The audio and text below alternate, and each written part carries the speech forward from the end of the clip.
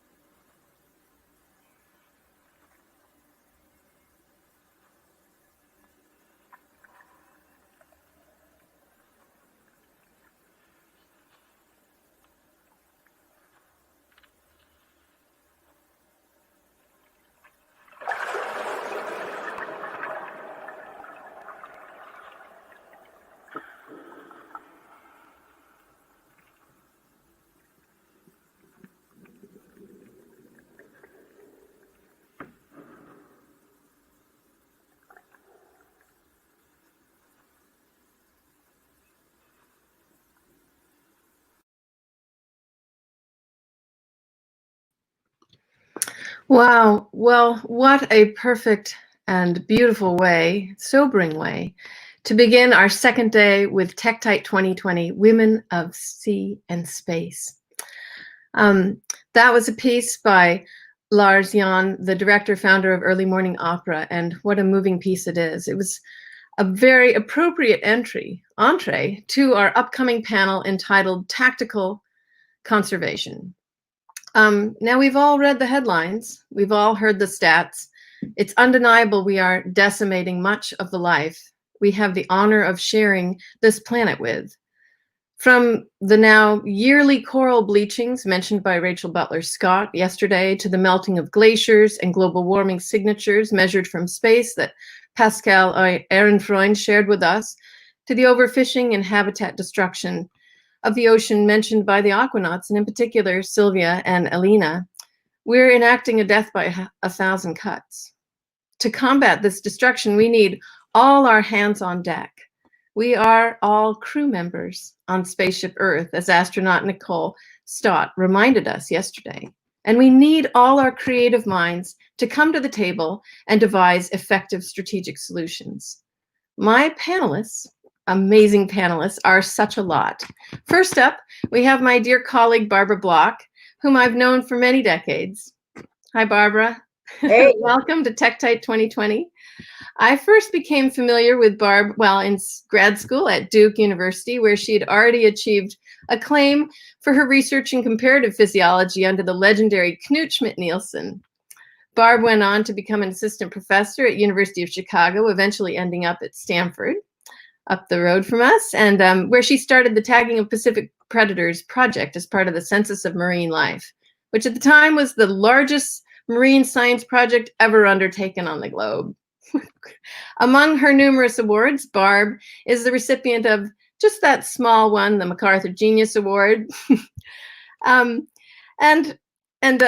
course, being a fish lover myself, Barb, what I love most about Barb is her deep respect, admiration, and knowledge of those rock star Olympians of the ocean, the tuna, billfish, the sharks. So without further ado, I hand it to you, Barb. See if I can share here.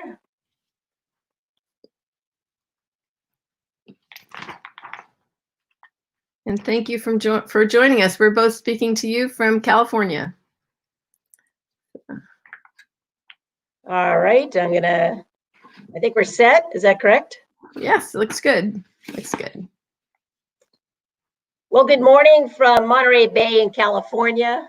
Hopefully you can see my laboratory in this gorgeous sanctuary by the sea. So my lab's at Hopkins Marine Station of Stanford University, and here we use a variety of ocean observing technology to increase our understanding of how animals use the marine realm. And our work combines engineering and genomics and physiology to study how animals work and their utilization of the sea. And so I'm really happy to be here at Tektite 2020, and I dedicate my talk today to the lovely Sylvia Earle. So as Tierney said, I'm a comparative physiologist and I'm a mechanic of animals. I study how animals work, and my lab studies the physiology of how animals stay warm, the mechanics of how they swim, and we engineer instruments to study the animals in the wild and their population genomics so that we can understand the evolution of these incredible traits. Studying our 4D water planet is really hard. Earth's oceans are complex, seasonal changes are often not intuitive, a lot of variation occurs. There's a lot of math and physics required to understand our oceans, and as terrestrial primates, we don't intuitively get how the big sea works. These fluids are moving, and the animals are moving through the fluids, and my job and the team that I work with is to help visualize this planet for the tunas and the sharks. Our ocean ecosystems are vastly complex and dynamic, and their environment that the sharks and the tunas, the whales and the anchovy are moving through is extremely difficult for us to understand. The ecology, the stability, the equilibrium of a place as beautiful as Monterey Bay National Marine Sanctuary is really challenging for us to put together.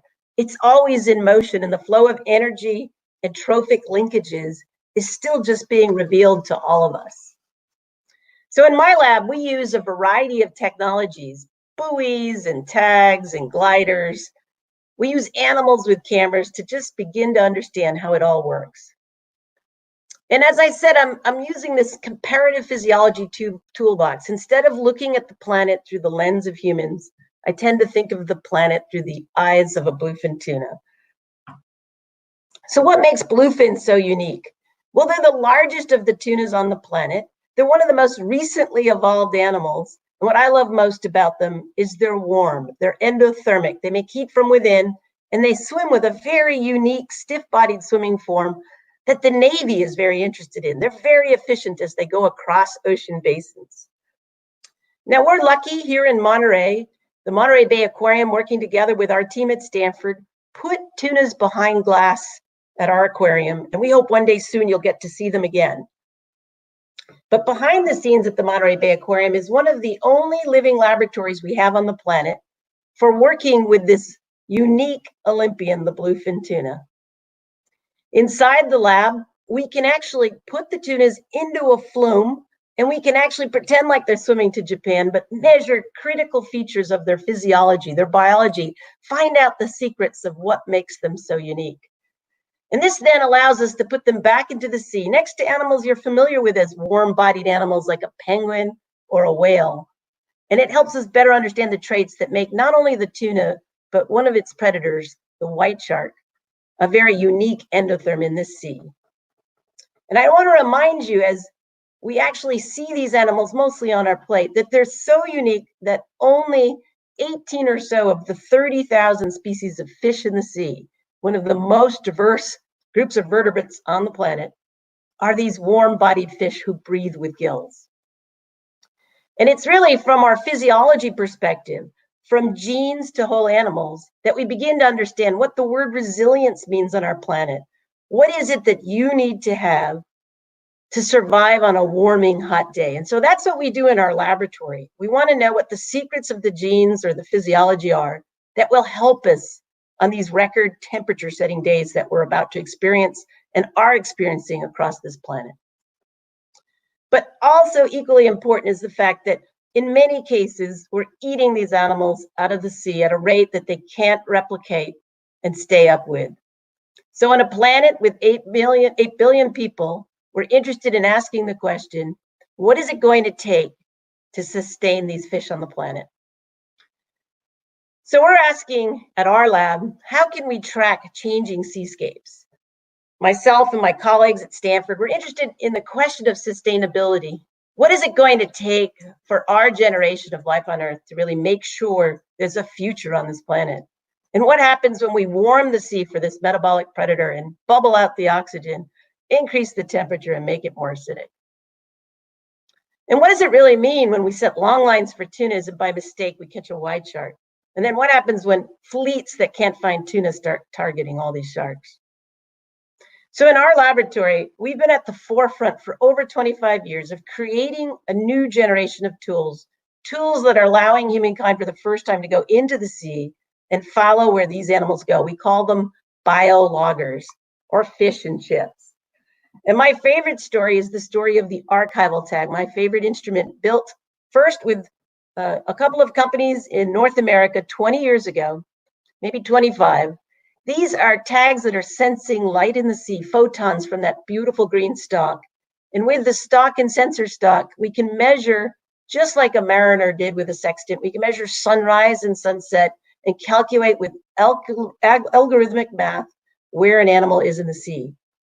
And for the first time beneath the sea, we can see the journeys of giant bluefin tuna, this the largest of the tunas that basically can travel from the tropics to the polar seas.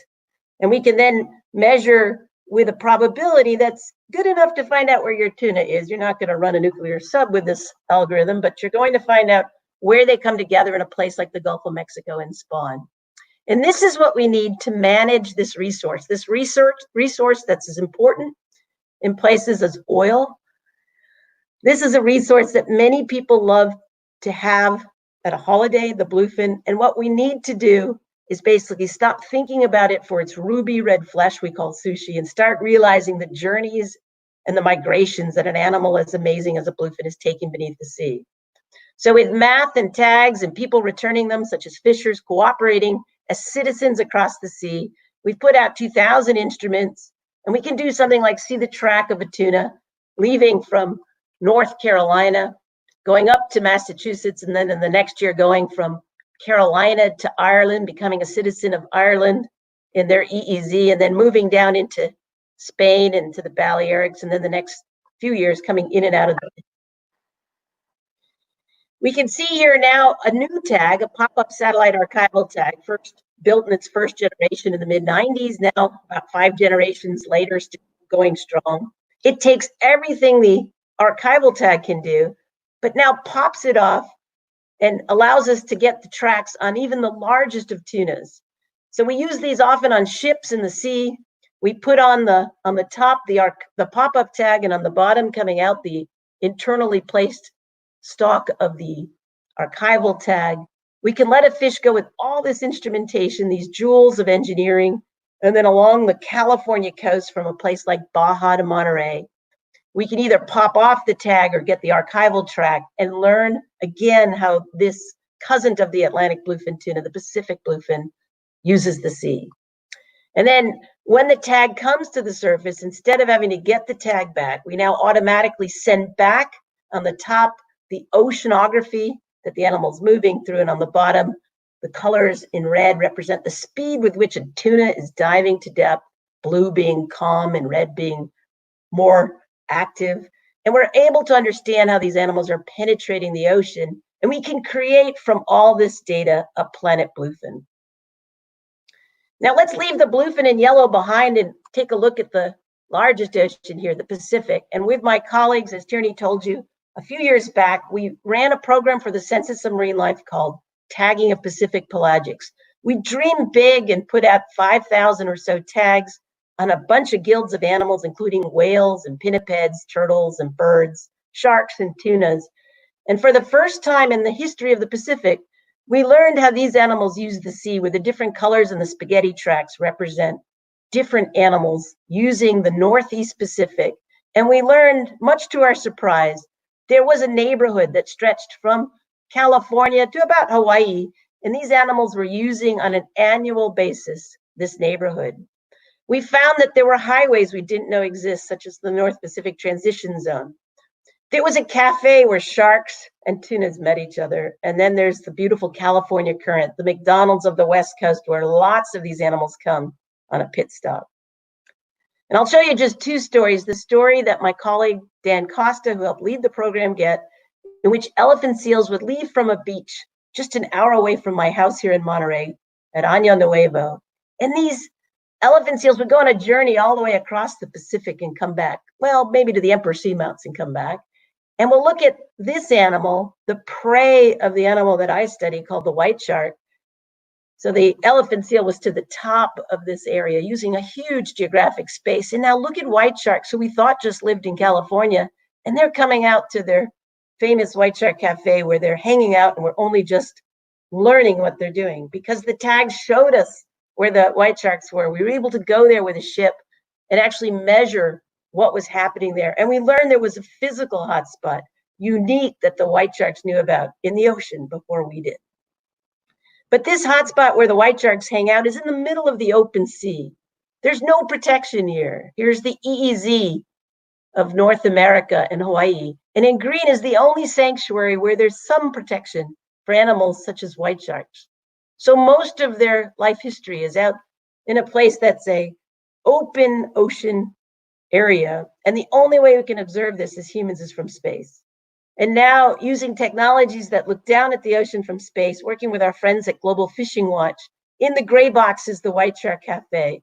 And in gray are the tracks of longliners who are actually there fishing for tunas. So using this look from space, in green, we've got the Global Fishing Watch map of the sea for where humans as a predator are preying on tunas and sharks. And we can look in green where there's drifting long lines and ask, who is it who's there? And that's what we're doing.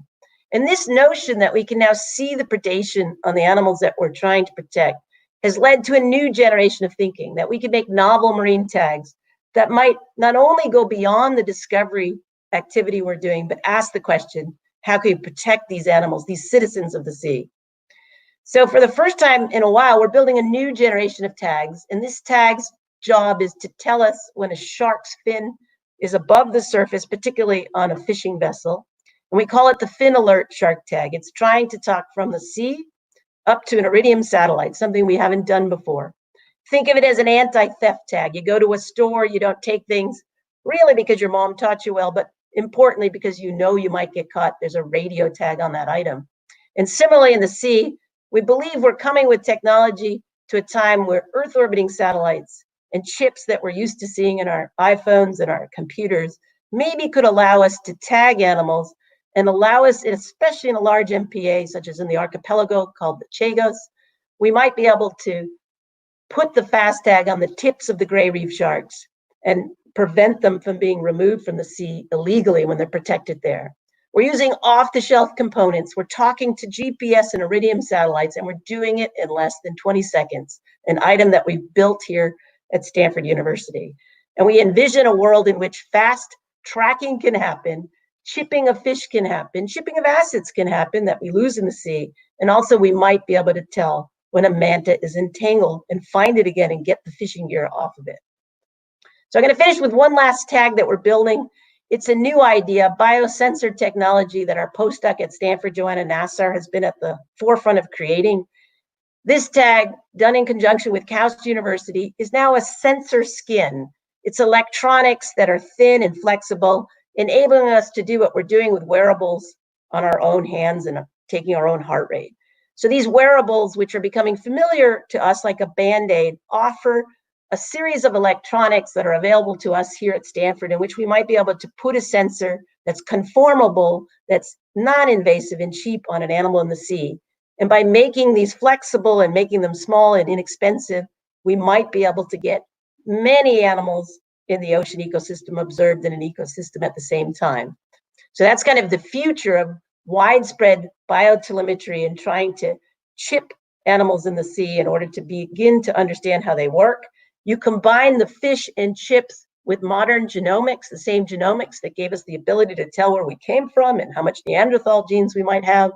This now is coming at a great rate into animal conservation, and hopefully soon traceability with genomics, along with fish and chips, will keep us from removing the biodiversity from the sea. I'll end with camera tags, one of the things that all of us in biologging love the most. We can only close our eyes and imagine what an elephant seal sees, a white shark or a bluefin tuna. And now, because of CAT's camera tags, these kinematic devices that give us a view in the ocean along with the motion of the ocean, we're for the first time doing things like placing these devices, very, very complex tags, very hard to get on something as an 18-foot white shark. But here, Dr. Taylor Chappell is going to clip this on with one sweeping motion, a shark swimming by us. And then we're going to switch here to the view in an underwater camera on the white shark. We're beginning to see a lot more of these views, but then we get some really interesting things, such as this shark moving through the kelp, giving us a bit of a concern. So I'm going to thank everyone here for listening, and then I'm also going to thank my colleagues who've supported all this work. And we're going to end with one quick video if we have time. One of my favorites of putting our first camera tag on a giant bluefin tuna.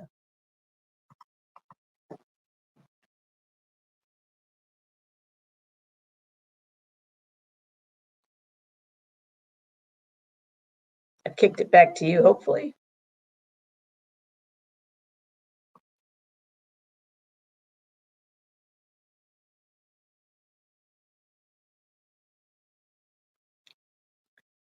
I don't think it's playing, but maybe somebody could talk to me.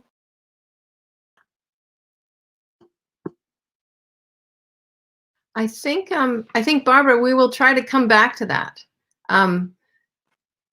Maybe we can. Well, let's see if we can get that working. But maybe we'll come back to that when we all have a panel discussion and see if we can. Or I don't know, Joe. Do you think we can run that, or I think we can come back to that, Barbara, during our discussion. I did want to comment. It seems like such an arms race we're in right now with our industrial fishing and our ability to just clear out the ocean. We have to now equip the animals who've been equipped with these amazing abilities that you've been able to reveal, their endothermy and their ability to cross oceans. Now you have to equip them with supercomputers to then give them the ability to alert us so that they can still live their lives. So I see this we're working with animals as accomplices to figure out the most important areas to protect, but then we're having to equip them with our best technology for them to survive. So it's the arms race has taken a technological level when it comes to the megafauna. Well, I'm very much looking forward to our group discussion, and I'm eager to talk to you about how you've been able to converse with so many different groups in order to bring this technology to fruition, especially with the satellites, putting our eyes in the sky and combining all those technologies. So thank you so much. Amazing presentation. And we will join together at the end of the session. Okay, next up we have Dr. Leila Takayama, who is a human-robotic interaction specialist. Hi, Leila. Hey. Now that is certainly a job title that didn't exist during the time of Tektite. Leila's work is truly fascinating. It's called Ubiquitous Computing and Embodied Cognition. What does that mean, you might be asking? Well, Leila studies how people interact with new technologies and how their personal, individual experiences with those technologies influence the ways that they in turn experience the world. She uses her expertise in cognitive and social science to help researchers figure out how to make tools more user-friendly, ideally more effective. She's an associate professor at the University of California, Santa Cruz, professor of computational media. She worked at Google, has won early career awards from IEEE in robotics and automation, and was named one of the most 100 creative people in business by Fast Company. So Leila, welcome to Tektite 2020. Thank you. It's great to be here. And thanks for including me. Yes. All right. So let's get started. Can you hear me okay? Yes. All right. Great. So here we go. Thanks for that kind intro. I guess, I consider myself to be a psychologist of computational technologies. And I study this weird thing called human-robot interaction, which is kind of new. So I'll give you a little bit of an overview of that work and my recent transition from studying terrestrial robots to ocean robots. Really, my work has been starting to focus on this question of how do we reconsider the design of our robot accomplices for ocean exploration and conservation. So again, I'm coming from this human-computer interaction research community where we've had a very interdisciplinary community of engineers, psychologists, anthropologists, designers, and more folks come together to try to create a more human-centered approach to the design of computers, right? So around the time of Tektite, we had things like time-shared mainframe computing, which started out as really large, expensive systems that only a select few superhumans could actually use. And over time, this community has developed more usable and useful ways of enabling broader populations of people to interact with computers, right? So inventing things like the graphical user interface or the mouse, the desktop design metaphor, and even, multi-touch input. And so today we see toddlers can just pick up and use supercomputers that we carry around in our purses and pockets. And I think this transition from things that are more, unique and exclusive and can start out that way, but we can use human-centered design to bring them into the hands of more people with broader perspectives. And that's an exciting thing. Similarly, in the human-robot interaction community, we've been trying to get those robots out of those cages and make them more useful for everyday life, right? And putting them in the hands of folks who can use them for usually tasks that are what we call dirty, dangerous, and dull, right? And so some robots are literally saving soldiers' lives by going out and looking for danger out ahead of them, right? And the work that I've done mostly has been trying to move from there to this dream of the personal robot. And back then, we were trying to make a personal robot for the home, and this one was called the PR2, or Personal Robot 2, which started out at Stanford. Over time, we learned that people don't want this big honking thing in their living room. And so what we're really seeing today, these personal robots are ones that are in my home. My robotic vacuum cleaner and my robot lawnmower, they both roll around the place and do their jobs, automating some of the household work, but really they require kind of a lot of maintenance too. And they're kind of like the terrestrial home analogs of AUVs in our oceans, right? Autonomous underwater vehicles. I've also worked a bunch on developing telepresence robots, which are kind of like Skype on wheels. You can drive your body around and pounce on your coworkers. And these things enable you to, say hi to your friends in the office and to heckle your coworkers as they play pool after hours. And these robots are directly controlled by people. They're joysticks, right? And so in a way, these are kind of like the analog of ROVs in our oceans, or remotely operated vehicles. As I've been shifting to focus in oceans instead of land, I've been noticing a few things. And I think right now what ocean science looks like today, to me, right, is there's highly skilled teams of experts using kind of limited resources, right? You need to have a research vessel. Often you need custom-built equipment in order to do ocean exploration. And that's because, a lot of this is early days of the technology. It's been changing over time, but we're always inventing new things, and therefore they tend to be a little more rare. And so to participate in ocean science, you need a ship, usually, not always, but usually. And these can be, precious, right, to get time on. Sometimes you need robots. If you've got a ship, you definitely need skilled ship's crew to help with, making this whole thing work. And if you have robots, you usually need a crew of highly skilled robot operators. These guys are fascinating to me. They're remarkably adept at putting themselves into the mind and body of an ROV.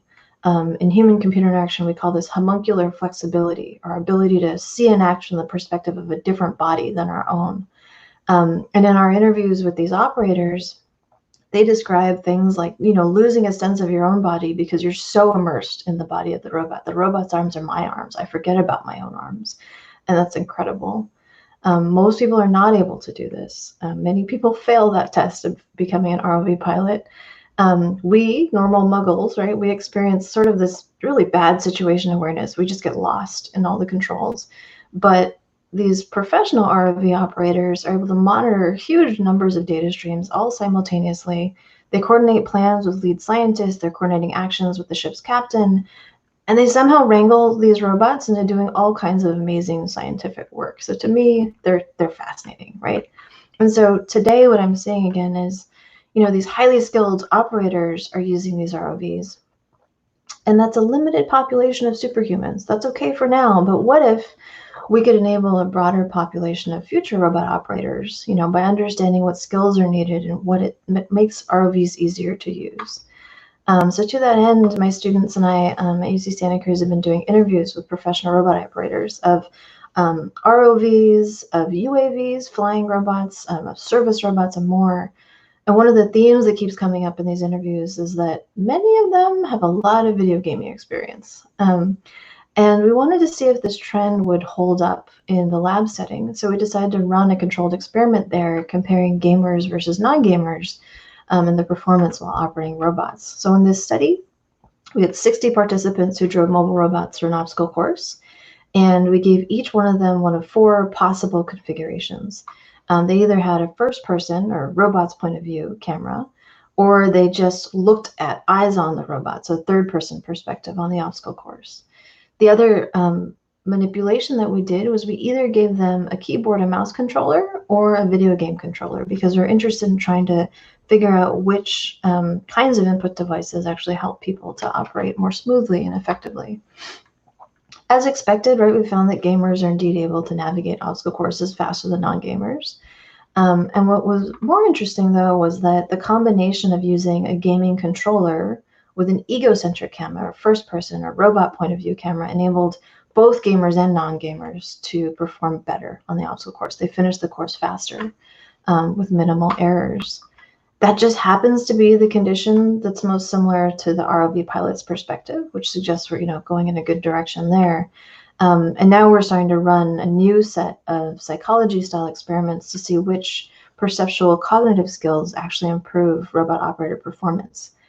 I think if we can crack that nut, we might be able to inform the design of training for robot operators and be able to recommend developing those types of skills to people who aspire to become one of those ocean robot wranglers.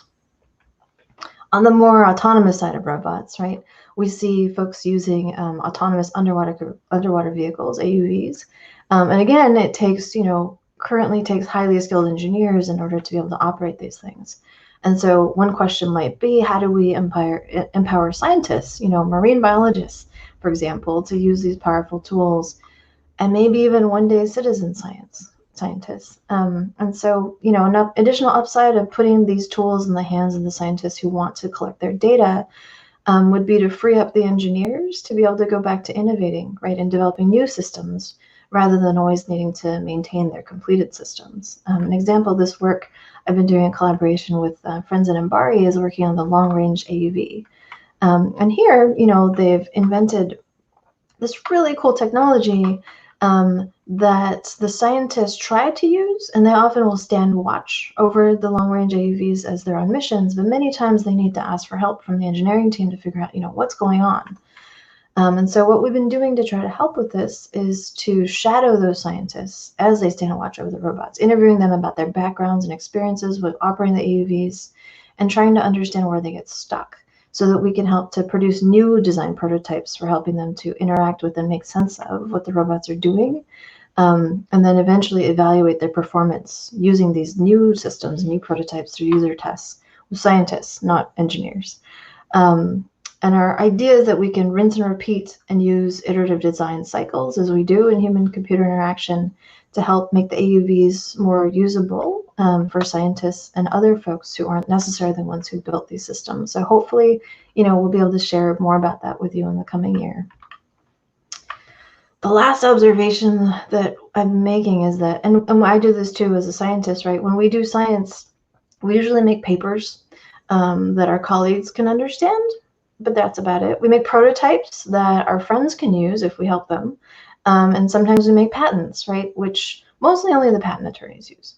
And so there's been limited uptake of the science that we do. And so one question that has been sort of bothering me that I would love to work on is, how do we instead find the time and make the time to translate our work and to engage with broader communities who actually can use the knowledge and use these tools, right? Barbara's work is an amazing example of making data useful and usable to folks like conservation teams, right? Or folks who are managing these MPAs. How do we enable more folks to do work like that? And so conferences like these at Tektite 2020 are an example of making time to share the work with broader audiences and communities. And I just want to give you one other example of how I think we could move towards, improving access and engagement with ocean science for the purposes of conservation. So along with my collaborators at Quotient Design Research, also folks at Stanford, we conducted a need-finding research exercise with ocean conservationists. We're looking for use cases for ocean robots. And when you do a need-finding exercise, you don't ask people, what do you want? What do you want us to design, right? Because they're not going to know. Instead, what you do is you ask them about their needs, their values, their goals, their pain points, their workarounds, and their lives. And we're always listening for opportunities for robotic solutions, but we're also open to completely different kinds of solutions, right? So for this study, we interviewed 5 very experienced folks in the conservation world, 3 academic scholars in ocean science, and 2 ocean tech entrepreneurs, just trying to triangulate perspectives to ask them questions like, what are your personal big questions? What do you think will really lead to improvements in ocean health? Tell me a compelling story about environmental change and things, where do robots fall in relation to your comfort zone? Or what are you doing personally to address ocean health? And, out of their open-ended answers to these questions, we noticed a lot of variability. There's a lot of disagreements about exactly what we should be working on, right? You should count fish. No, don't count the fish. we've got too much data. No, there's a sparsity of data, right? We're all kind of all over the place here. And, you know, it kind of depends on what you're trying to get done. That will sort of push which way you fall on these debates. But there were some very strong themes of agreement across the interviews that I think were really interesting here. And so, you know, data for ocean health definitely matters. And it's not just about getting the data, right? It's about the patterns and truths don't just reveal themselves. It's actually about interpreting the data for decision-making and action. All of our interviewees emphasize that what matters most and where most projects fail is in the analysis and the synthesis and the interpreting and telling stories from the data. It's really not enough to release raw data or even semi-structured data in the open. I think policymakers and conservation teams really rely on scientists to help them to interpret the data, to figure out what to do about it. And as scientists, we're kind of trained, right, not to go out on a limb to make recommendations for action when we don't have all of the full picture. It's also about thinking about who is interpreting that data. So for conservation projects that use ocean data, they want to have patterns that seem to predict success of an intervention. And so to do that, you need to include stakeholders who can provide objective scientific data and who can speak for and to and with the local people of the region so that you generate political goodwill around an issue. And folks who can grapple with the complexity of systems like the ocean, which are huge. And finding those levers that will affect positive change in ocean health while minimizing the risk of unintended consequences. Finally, a theme that just kept coming back was this idea of data being fit for use. And so what that means is if I'm trying to make policy, if I'm trying to improve enforcement of NPA rules, prosecution of illegal fishing, and generally making more compelling cases for supporting decision-making and action, the data and the data collection need to be trusted by the people who are using that data for making decisions. So again, it's not about collecting data for the sake of collecting data for an unknown future use. It's about what is its purpose? What is its goal? What are we going to do about these data? Across these interviews, we noticed at least 4 different perspectives on ocean health, and these are those. And I think, you know, those who know are sometimes different from those who act. And when it comes to ocean conservation, the downstream consequences can be deadly when they're not in touch with one another. We kept being met again and again with this thing that we called the chasm, or this gap between knowledge seekers, right, so scientists and data gatherers, and action seekers, right, so policymakers and entrepreneurs. And this gap can make it difficult to get good positive work done, right? And in this chasm, we see there's data with no impact on action, and action without the backing of data. And I think that, you know, a more positive, effective improvement in ocean health has to begin with bringing data together with action and crossing this chasm. And so to try to make some headway there, you know, we tried to divide up the space into a framework. And along one dimension, we hear from people who are very intimately connected, very emotionally involved in the cause of ocean health, and others who are more calm and rational and, you know, take a step back and try to take a more quantitative, often perspective on the data. Along another dimension, there's an inclination towards finding simple cause and effect relationships, right? What are those levers that are going to improve ocean health? And on the other end, we see folks who talk about the oceans as incredibly complex and largely unknown sets of intertwined systems, right? How could you possibly, if you pull a string, you're going to pull on many different systems and you don't know what's really going to happen there. So that gives us a 2-dimensional space where we can plot these commonalities and differences between perspectives and ocean health. And these are just sort of canonical, almost stereotypes of these perspectives. You know, one person might be able to bounce between these different states, but in the end, they have kind of different goals and motivations, right? And these dimensions actually correlate with preferring action before understanding or preferring understanding before taking action. And you can probably think for yourself, you know, where do I fall along that spectrum? And that might tell you where you are on either end of the chasm, right? And between these two sides, I won't do specifics because I don't want to rip on anyone's projects in particular, but there's a graveyard of failed projects that have tried to improve ocean health with good intentions, but haven't crossed the chasm. And so they struggled in achieving their goals. So I think for, you know, concepts to be both meaningful and have impact, you have to operate on both sides here. And so, this framework inspired a bunch of design imperatives, ways forward towards crossing the chasm. One of them is really, we need to translate ideas across these two sides, right? Make concepts from one side look like what's on the other side of the chasm. Speak the speak of the other side of that chasm. Avoiding language that focuses on doom and gloom and instead trying to foster more positive, proactive kinds of emotions can also move people, especially in the consumerist quadrant, towards positive action. Finding a unifying language for these many goals and can help with framing the meaning of the work that we do together to try to move towards ocean health. And then again, as much as possible, as you're building a project and building a team, try to bring in all of these approaches at once. So this exploratory need-finding research that we did actually has moved us now towards taking on much more action-based projects, where we're working with folks doing MPA management, marine protected area management, which we call MPA bots, right? Because we are doing robots, in collaboration with NOAA and the California Department of Fish and Wildlife, WildAid, academic scholars, and a bunch of autonomous surface vessel companies and environmental lawyers. We're now exploring the potential for using robotic systems in MPA health assessments, looking at things like invasive algae distributions in order to figure out how to, intervene in those processes. And also for MPA fishing law enforcement, right, for detecting illegal fishing activity in spaces in ways that are more sustainable and scalable, right, than always having boats on the water with lots of large teams of people. So I guess in sum, I just wanted to share, I really think that we can increase access, utility, and usability of ocean robot accomplices. Trying to make everyone a little more superhuman, right?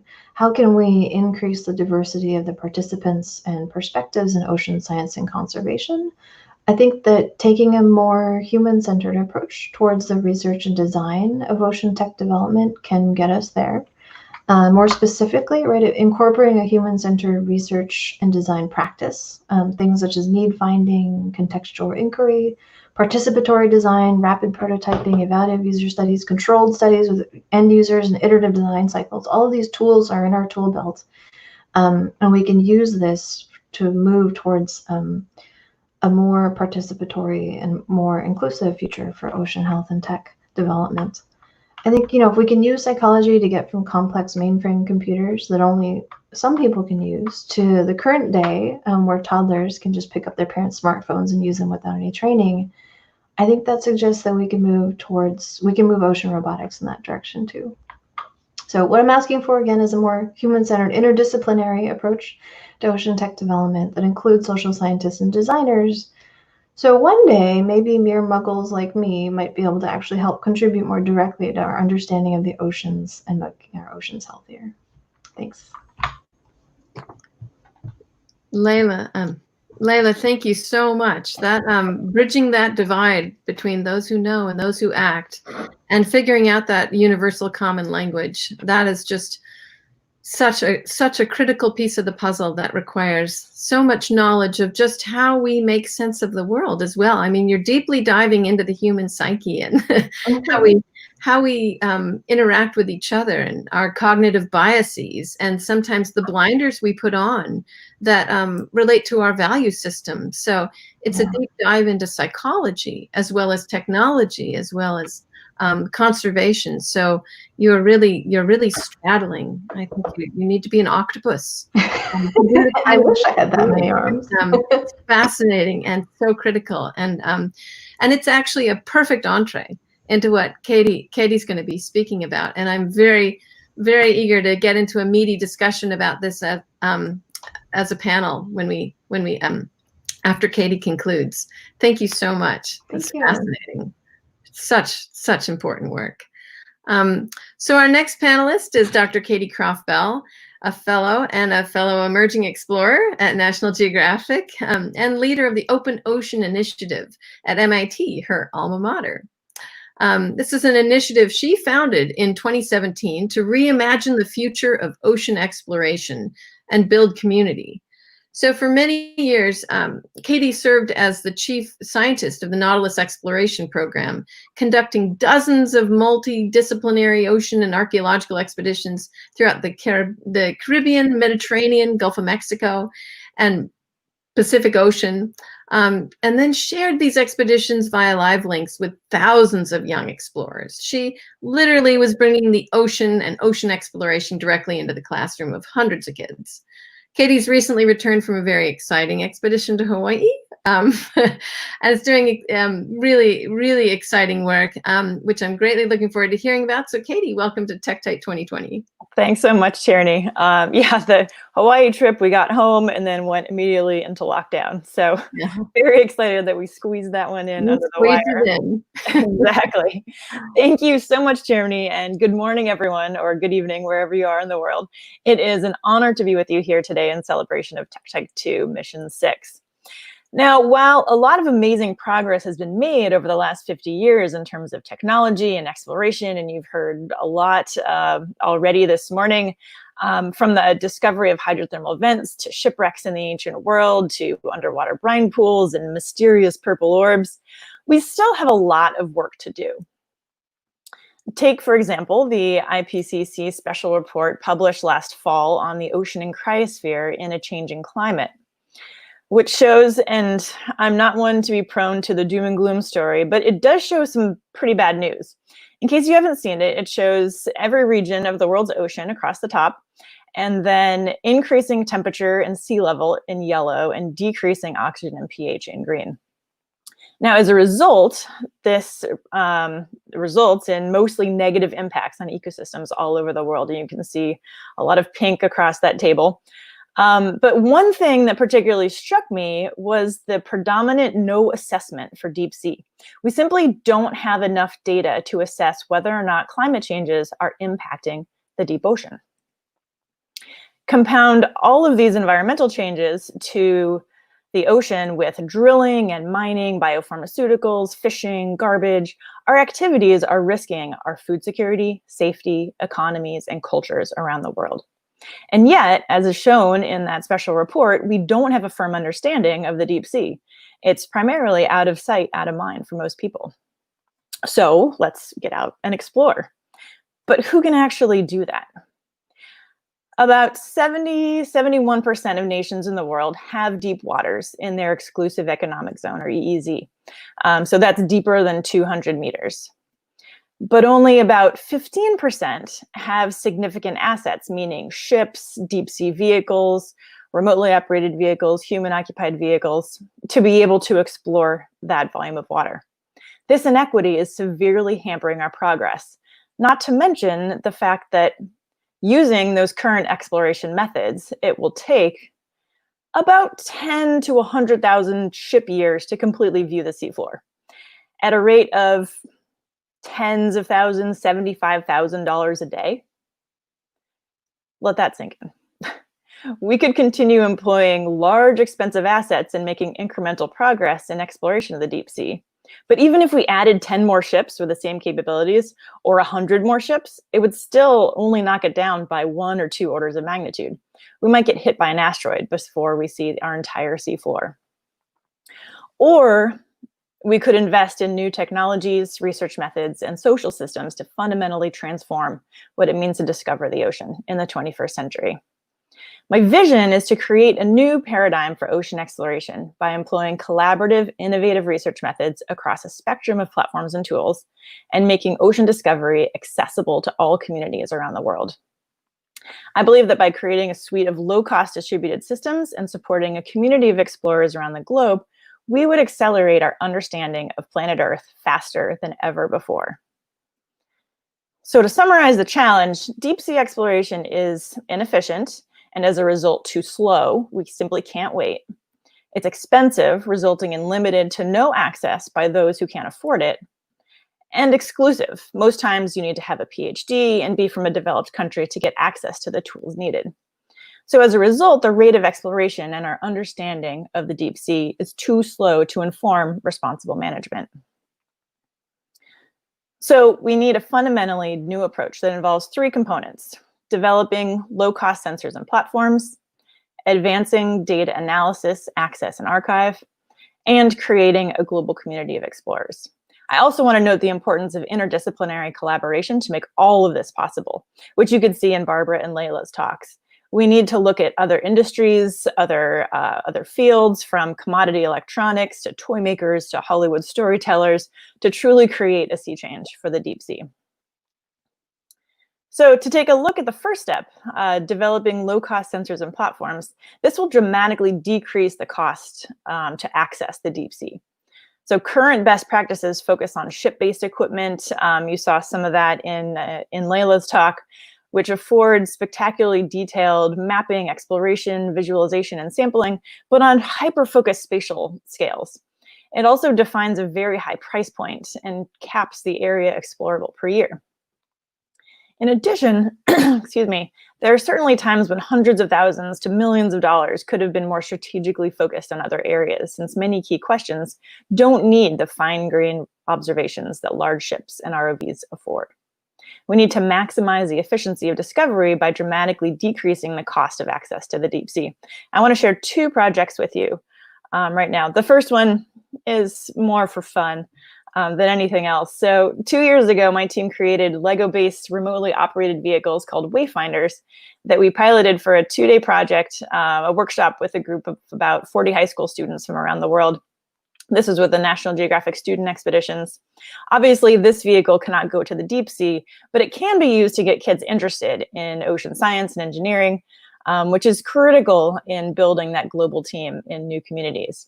Well, we're working right now to refine and expand the Wayfinders to be more robust so that they can be used in open waters, but using the same concept of this modular building system for which Lego is known.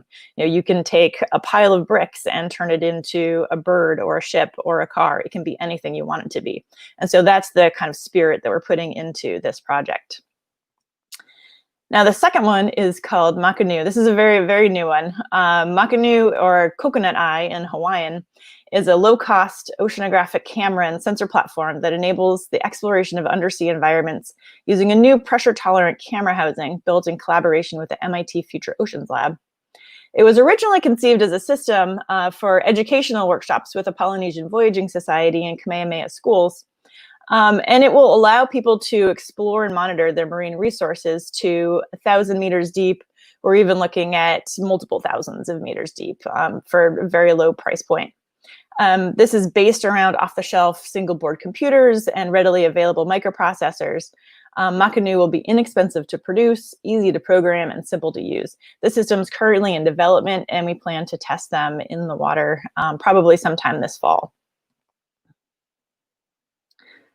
Now, the second component of change is advancing data analysis, access, and archive. Sometimes data are not accessible. Oftentimes data are not accessible, even if they're technically publicly available, due to users needing to know what to look for, how to download it, and needing specialized software to be able to analyze it. I've run into that problem myself. Even when I know exactly where to go and where to look, it's taken me ages to be able to get the data that I need. So we're working on a couple of projects that aim to address some of these challenges. The first is called FathomNet. Now, this project is done in collaboration with Kakani Katija at the Monterey Bay Aquarium Research Institute, Sea Vision AI, and several others. And we're developing FathomNet, an underwater image training set and algorithms for automated detection and classification using machine learning. Our efforts have leveraged MBARI's Video Annotation Reference System, or VARS, and their annotated deep sea video database, which has nearly 7 million annotations, millions of frame grabs, and more than 4,000 terms in their knowledge base. So a subset of that database has served for the initial training set for FathomNet and the algorithms developed for it.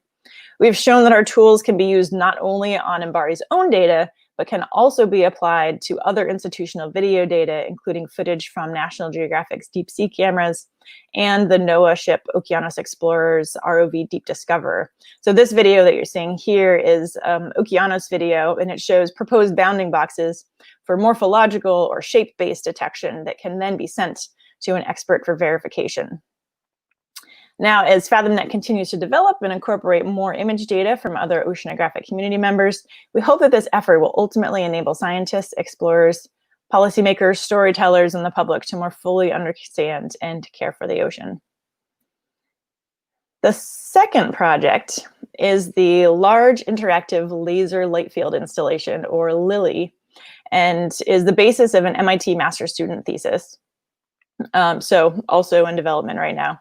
LILY is a 360-degree volumetric aerial light field display that uses a combination of laser and video projectors to visualize oceanographic, meteorological, and near-space data to multiple users without the need for head-mounted displays. And you can also do it in full ambient light conditions. You don't have to be in a darkened room to be able to see it. It's built using a free, readily available game engine and combined with an open source custom data processing pipeline. So we've had students working on the data processing pipeline. LILY allows a large group of decision or policymakers, or really anyone, the public, to approach and manipulate large geographically referenced data sets in real time. So you have 4 view zones around LILY that allow for a command and control team an unprecedented level of situational awareness. Admittedly, this first system is not low cost at all, but it will give users an unparalleled view of geographical data. And once designed, we can start to think about how we can scale it down for more widespread use. And finally, technology alone cannot solve our grand challenge. The true key is people. So we do need to create a global community of explorers. We can't just rely on the sort of small cohort of academics that currently are in this field. Traditionally, exploration is conducted by those with advanced degrees, access to costly equipment, which in many ways alienates broad swaths of society. You can get around that through telepresence, which we've done, and is amazing to be able to bring exploration into the rooms of people, but they aren't able to actually go out and do the work themselves. In order to fully explore and understand our vast oceans, we do need to work outside of the traditional academic structures, not only to increase the number, but also the diversity of those exploring. One strategy for thinking beyond our current model is to build new bridges with groups who have not yet been invited into oceanographic exploration, including underrepresented communities within the United States, as well as developing countries around the world. So instead of an elite cadre of academics participating, which limits the type and amount of work we can do, we should nurture new communities, build greater global capacity for exploration, and look for ideas and expertise in unexpected places. So we have a few projects going in this space as well. My Deep Sea, My Backyard started 2 years ago, just over 2 years ago, and it aims to enable explorers to discover their own deep sea backyards using low-cost technologies while building lasting capacity, particularly in developing countries that don't have the tools to explore or the scientific knowledge to do so. So in 2018, Randy Rojan and Diva Amon ran workshops in Kiribati and Trinidad and Tobago to train local scientists, students, and educators to use drop cameras and small ROVs to conduct their own exploration and share their discoveries with their communities. Some of those technologies were left in country for the participants to continue to use them beyond the duration of the project. We're now in the sort of evaluation phase with this pilot project, so stay tuned for results and recommendations. But some of those will definitely include the need for an in-country advocate, not sort of parachute or the colonial science where people from the US or other countries fly in, do a thing, and come out. You definitely need someone on the ground there, easy to use technology, and leaving rather than loaning the tools in the country after the project is over. I'm also working with National Geographic and Lindblad expeditions to determine the feasibility of deploying low logistics science and exploration tools from Lindblad's fleet of vessels. The goals of this pilot project, which we did in 2019, were to train MIT students and staff, Lindblad staff, and collaborating scientists in the Galapagos on these low-cost tools, to execute deployments in Alaska and the Galapagos, and also to start to build this team for future technology development, exploration, and expeditions aboard Lindblad vessels, which operate in numerous regions around the world, from pole to pole. So the pilot project was very successful. training dozens of new users, and we have a paper that's just about to come out from our work on Galapagos. Unfortunately, we were supposed to continue this work this year, but it was all canceled due to COVID, of course, but we're looking forward to continuing in 2021 and beyond. And finally, this final project, which Tierney alluded to at the beginning, is still very much in development, not least of all, again, because of COVID. But we've been working with Nainoa Thompson and Lehua Kamalu at the Polynesian Voyaging Society to think about how we can combine their ancient traditional navigation with modern instrument-based exploration. So PVS is planning several major voyages around the Pacific in coming years, and we're considering how to work with them and Pacific communities to weave together their deep cultural ties to and knowledge of the sea with going to new places to learn new information about the deep ocean and bring it back to their communities. So stay tuned on that. Just a very, very brief preview. We're extremely excited to work with Nainoa and Lehua and all of the amazing things that will come of it. So in conclusion, deep sea exploration today is quite inefficient, elite, and expensive. And as a result, we don't fully understand how to wisely use and protect the ocean so that we may thrive today and into the future. But now we're able to break down the barriers to the deep sea by combining low-cost technologies, advanced data analysis, and capacity building to make exploration more efficient and accessible to all, especially those traditionally underrepresented in the field. The ultimate goal, of course, is to create efficient, equitable systems that can and should be created to broaden access to the deep sea around the world, so we can indeed use the ocean without using it up. Thank you very much. Oh, Katy, that was totally inspirational. That's such great work and so diverse, and working at so many different levels to democratize access as well as diversify the voices and bring them into being able to take ownership, become part of the solution, and to empower them. I think, and also with the Pacific Voyaging Society, I think that tying into traditional knowledge and using technology in hand with that, so that people can connect more deeply with the planetary cycles and not just put up these walls with the technology, but yeah, absolutely pull them deeper into the, you know, how the stars are cycling around us, and you know, pull those connections so that they're more in touch with the natural cycles of the planet too. So, and in some cases they're more in touch with the natural cycles of the planet than we are. So how do we bridge that gap in terms of that sort of innate knowledge that people have who live and work on the sea all the time with being able to understand it from a, you know, instrumented, I guess you could say, perspective. Right. A lot of the things that you were mentioning resonate at different age levels as well. I mean, I have an 11-year-old son, and so who wouldn't want a Lego ROV? The second you mention Legos, then you've got them hooked.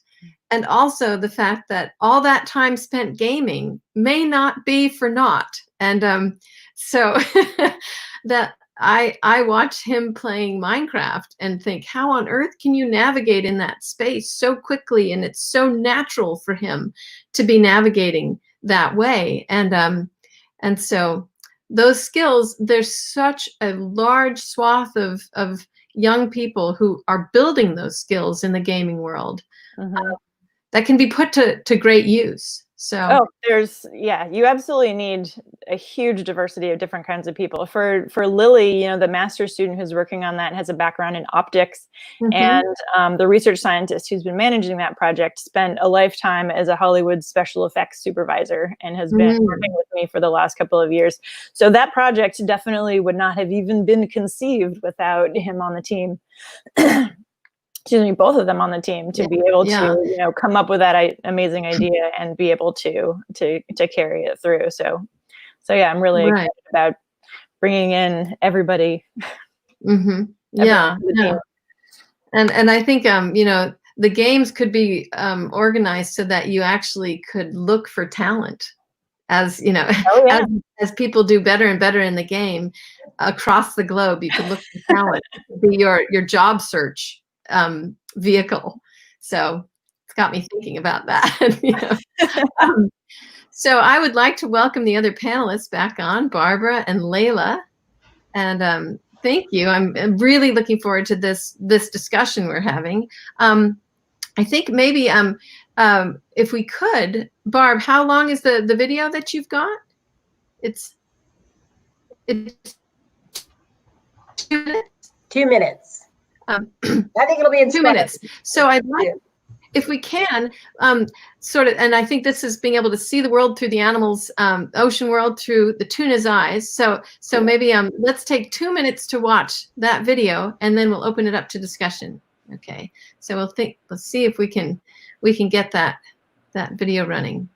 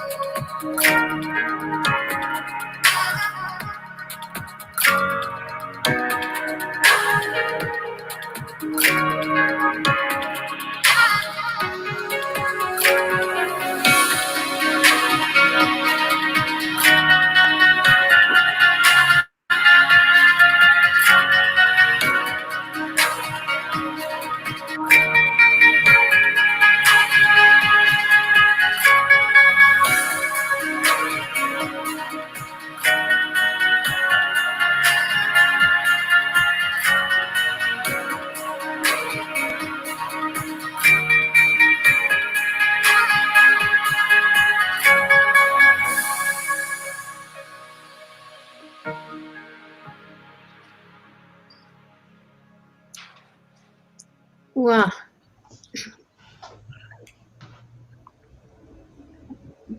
thank you for that. I think one thing that comes through in all these talks is the need to work with so many different groups, highly interdisciplinary work. And Barbara, you're working hand in fin with the tuna there, trying to get their voice into helping design systems. If the tag isn't working with them, you're dead in the water. So I thought I would love for you all to sort of talk about how you've cracked that nut. What are some of the skills that you've developed to work at this interdisciplinary level? Because it's really spanning so many disciplines, spanning so many groups that speak very different languages.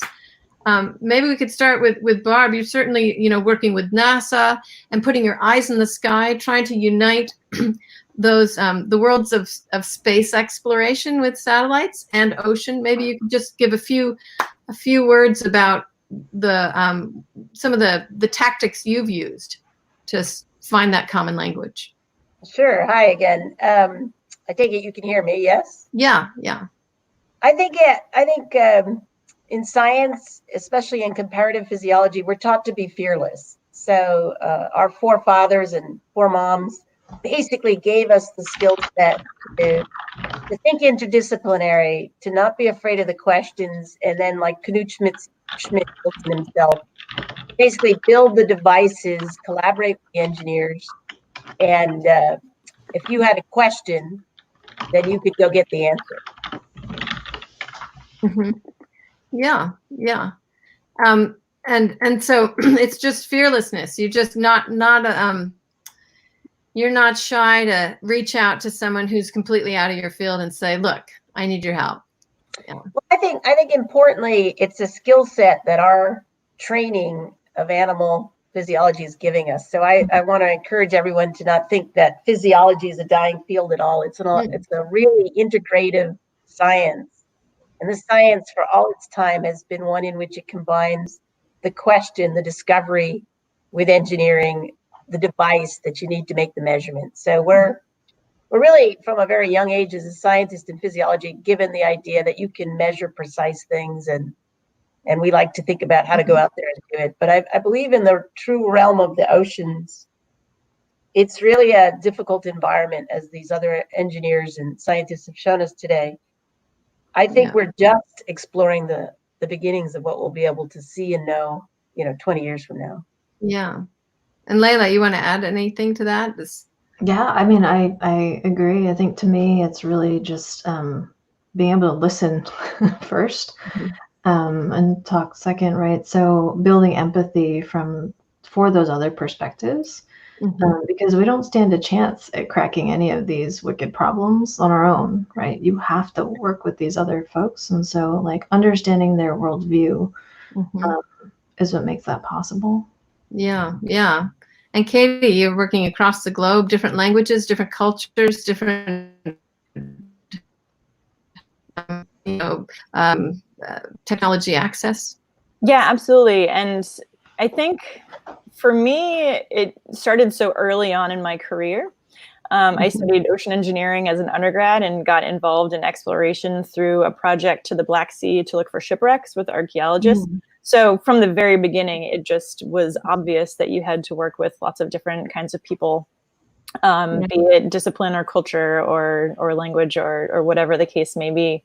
And, oceanography is inherently interdisciplinary. You have biologists and geologists and engineers and all kinds of different people on a ship to make a project successful. And you have to have that. You can't just have a group of biologists on board. Right. Otherwise, the ship might not get off the dock.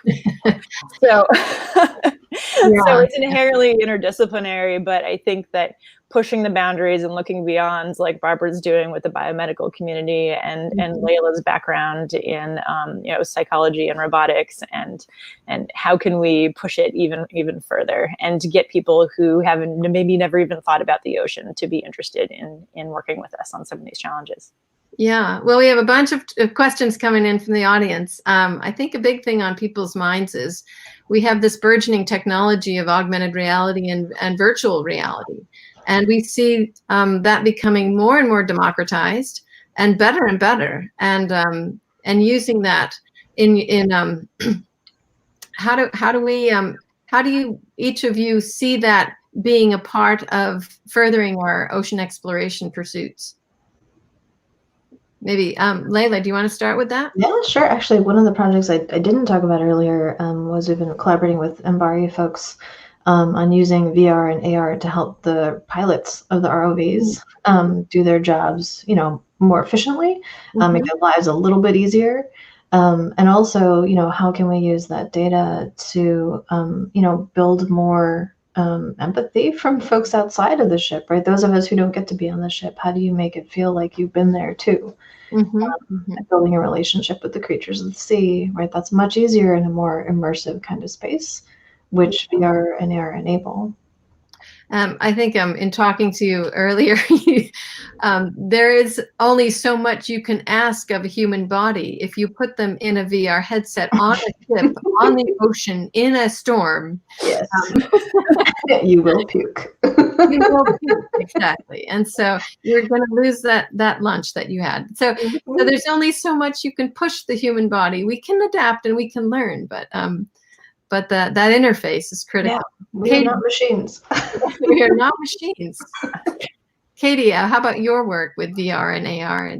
I haven't done a whole lot of it, but I think that one of the major challenges, especially with telepresence, is that situational awareness for people who are on shore and ensuring that they have all of the information that they need to be able to effectively make decisions and also feel like they're on board and part of the team and, just have that sort of innate intuitive sense of what's going on that you do when you're out at sea, which, you know, if you're able to do that for scientists, you could easily see that being expanded to anyone on the planet being able to, you know, feel like they're on board and part of the team. NASA, I don't know if anybody talked about this yesterday, but, you know, the NASA Mars team has an AR system so that everybody around the world who's on the team can like be on Mars through their AR headset and be looking at the same thing and be able to make decisions. And so you could very easily see that, you know, you just have a different set of geographical coordinates and data, and boom, you're on the bottom of the ocean. Right. And similarly, so the whole point of Lily, that sort of pseudo holographic system, is that you don't actually need to have a headset on, but you can have a group of people around a system to be able to see, you know, maybe it's an underwater volcano, or maybe you're on a shipwreck, or whatever the case may be, so that you can have a group of people be able to see and interact with something on the bottom of the ocean. Without having to be sort of isolated with a headset on. Right, right. Yeah, the fewer barriers that are there, the better. Exactly. It makes it a more social experience. But then you have the case of if everybody's all over the world, then maybe, you know, it's choosing the right tool for the job, really, at the end of the day. And Barbara, with your work, are you using AR and VR? I mean, I think we're using AR and VR just a little bit. We've had the cameras close to us when we're trying to do things like follow a white chart. But here's the real vision from our team. We really haven't seen the planet. 2/3 of it is ocean. The volume is enormous. And these cameras were just beginning to put on animals. I can't tell you how hard it's been to get that tuna footage. That might be the hardest animal to get a camera on and keep on, and then get the camera back. So I want the public listening to imagine, like, it's one thing to clip a sophisticated device on a giant tuna, and it's another thing to get that camera back from the giant tuna. So I believe the journeys that we're going to see, the ability to go down, for example, with an elephant seal and see the mesopelagic, or, you know, ride on a tuna to the subpolar seas to ask the question off Iceland, what are you doing there? These are the journeys we're about to get a picture of, the sojourns of animals in the sea. And I think that's going to connect the public more to the oceans we may be losing. So I'm excited about making technology small and making power packs that, you know, really could go for a lot longer than a few days, and then trying to actually, you know, go to the White Shark Cafe with the White Shark. Yeah. And being able to expand our, you know, put ourselves in that position, which hopefully will expand our level of respect, our level of compassion, and then our level of action to protect these animals. We've got a couple more questions from the audience. Some people are a little concerned with this tracking of commercial fish, especially bluefin tuna, which can go for $100,000 in fish markets. How do you stop that from being used by commercial fisheries? That's a good question, and one that we're asked a lot. And so we've been doing this for 25 years. It's our 25th year, and we're, along with other labs in the world, trackers of tuna. The data isn't made in real time public, because obviously if you did pop up where that tuna was, you'd have about 100 fishermen right at that spot. We learned that early on. So, a lot of the tags are computers going in the fish, in tunas, and so the fishermen are actually helping us, and they recover the tag, which has 5 languages, that says return for big reward, and that really helps us a lot. But good question. Data delays, live websites that don't exactly feed out where that particular animal is our policy, but that's not a universal policy. Yeah. Well, that's good. Well, I'd like each of you to sort of talk about, you know, looking back at Tektite, where we've come in 50 years, where we are now, especially as powerhouse women in science, and where you think we're going, what your call to action would be. What is your biggest hope for the future, that 50 years from now we're all going to get on, who knows what kind of platform we'll all be joining on together, and and we'll say, remember 50 years ago when we did that StreamYard? That was so antiquated. What's your vision of the future, and what's your call to action? Maybe let's start with Leila. Start with Leila. Sure. I guess for me, it's about, the vision for the future would be a more connected, feeling more connected, not only to each other during this crazy time, but, to the ocean, like understanding that is part of our world, right? It's not alien. Yeah. And it's critical for our health, yeah, for the planet and for us too as a species. Yeah. I think the call to action would really be like, how do we use these technologies, not just like push technologies, right? And no one here does that. But a lot of my friends who love to build technologies kind of build it without really thinking ahead to like, who's it for? What's it for? What's the goal? How are we going to hit that goal?